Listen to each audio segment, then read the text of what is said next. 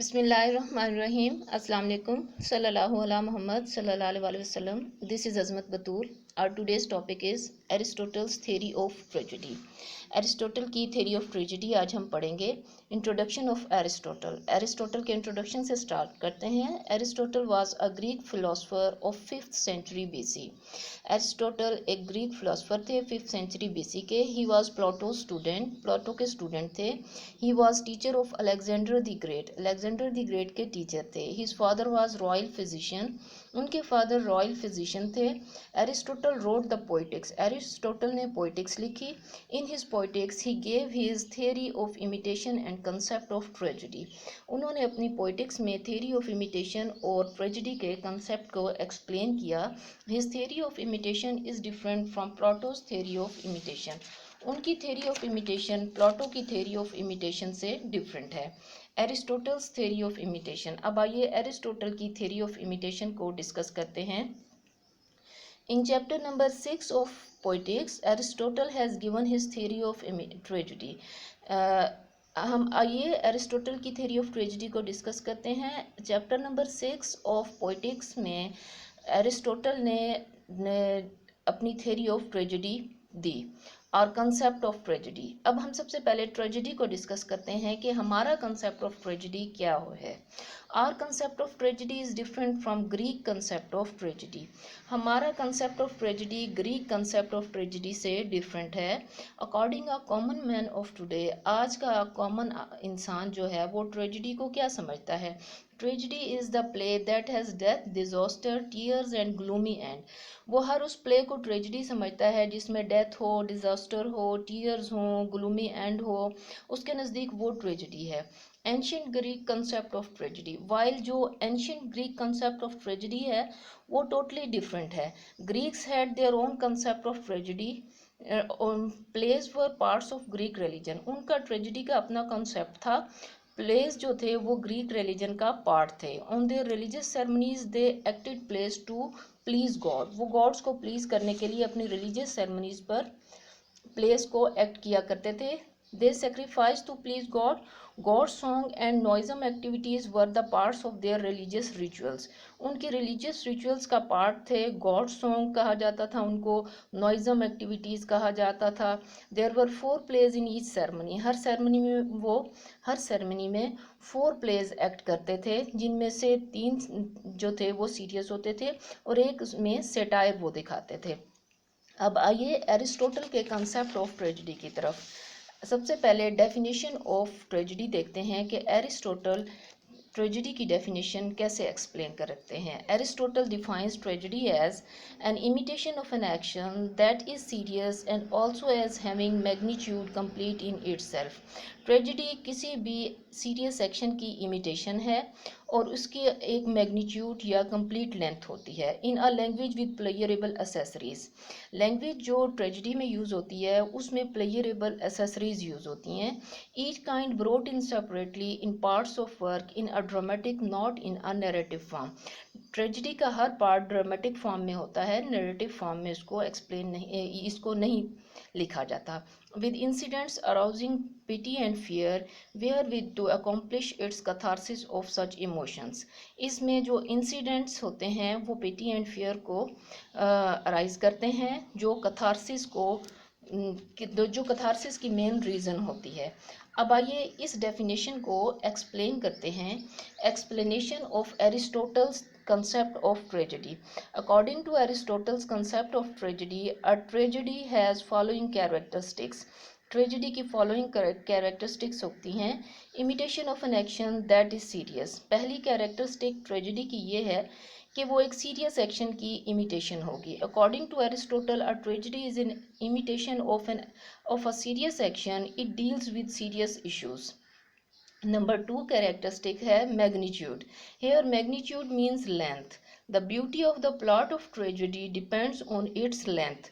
The plot of the tragedy must have a certain magnitude और length. जो tragedy का plot होता है उसकी ब्यूटी उसके लेंथ पे डिपेंड करती है। उसकी एक प्रॉपर लेंथ होना, प्लॉट की एक प्रॉपर लेंथ होना ज़रूरी है। Complete in itself, complete in itself means a tragic plot must have good beginning, middle and and. उसकी बिगनिंग, मिडल और एंड जो हैं वो आपस में वेल कनेक्टेड होने चाहिए और उनका एक कंप्लीट स्टार्ट, मिडल और एंड होना चाहिए। It's different parts should be well connected with each other, the end should be justified. अब एक अहम बात यह है कि the end should be justified.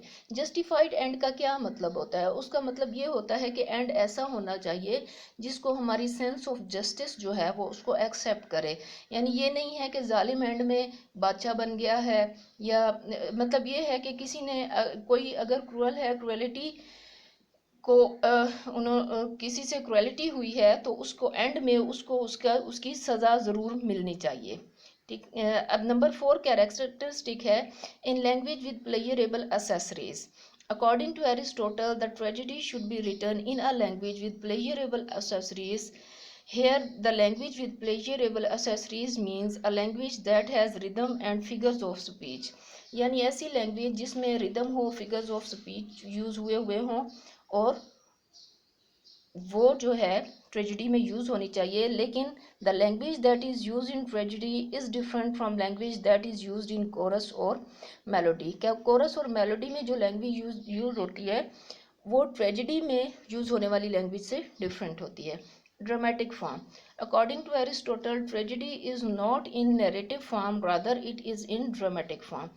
Aristotle के नज़दीक ट्रेजेडी ड्रामेटिक फॉर्म में होती है और ये नैरेटिव फॉर्म में नहीं होती। Pity and fear, according to Aristotle in a tragedy incidents arise pity and fear. Aristotle के नज़दीक ट्रेजेडी में जो इंसिडेंट्स होते हैं वो ऑडियंस में पिटी एंड फेयर को पैदा करते हैं। पिटी क्या होता है? When audience see the downfall of a character they feel pity for him. यानी किसी पे तरस आ जाना। जब ऑडियंस डाउनफॉल देखते हैं किसी भी कैरेक्टर का तो वो उस पर तरस खाते हैं, उनके अंदर पिटी पैदा होता है। The downfall of Oedipus creates emotions of pity in audience. अब एग्जांपल इसकी ये है कि जब एडिपस एक किंग था, उसका डाउनफॉल हुआ तो ऑडियंस में पिटी का इमोशन पैदा हुआ। अब फियर है, fear when audience see the downfall of a character. जब वो डाउनफॉल ऑफ कैरेक्टर देखते हैं they feel pity for him, the character, उस कैरेक्टर के लिए वो पिटी फील करते हैं। But when they think that it can also occur with themselves, लेकिन जब वो ये सोचते हैं कि ये बैड थिंग जो है ये उनके साथ, खुद के साथ भी हो सकती है, they feel fear for themselves, तो वो फियर अपने लिए फील करते हैं। पिटी जो होता है वो कैरेक्टर का डाउनफॉल देखकर होता है। फियर जो होता है, फियर का इमोशन इंसान के खुद के लिए होता है, ऑडियंस खुद के लिए फील करते हैं कि कहीं हमारे साथ भी ऐसा बुरा ना हो जाए। कथारसिस, अब कथारसिस भी एक कैरेक्टरिस्टिक है ट्रेजेडी की। Catharsis is release of emotions, it is emotional cleansing. Catharsis जो है वो इमोशंस का रिलीज होता है, इसको इमोशनल क्लिनजिंग भी बोलते हैं। According to Aristotle a good tragedy arises pity and fear in audience. एक गुड ट्रेजेडी उसमें जो इंसिडेंट्स होते हैं वो ऑडियंस में पिटी एंड फियर क्रिएट करते हैं। That is the main cause of catharsis, जो कथारसिस की मेन कॉज होती है। Pity and fear play an important role in accomplishment of catharsis. Pity and fear catharsis की अकम्पलिशमेंट में इम्पॉर्टेंट रोल प्ले करते हैं। Example of tragedy, according to Aristotle Oedipus Rex written by Greek writer Sophocles is the best tragedy. Aristotle कहते हैं कि Sophocles ने जो Oedipus racks लिखा है ये बेस्ट ट्रेजेडी है। कॉन्स्टिट्यूएंट ऑफ ट्रेजेडी और फॉर्मेटिव एलिमेंट्स ऑफ ट्रेजेडी। अब आइए ट्रेजेडी के पार्ट्स या फॉर्मेटिव एलिमेंट्स को डिस्कस करते हैं। कॉन्स्टिट्यूएंट्स ऑफ ट्रेजेडी और formative elements of tragedy are those elements which make a tragedy. They are as following: plot, character, thought, diction, spectacles, songs or melodies.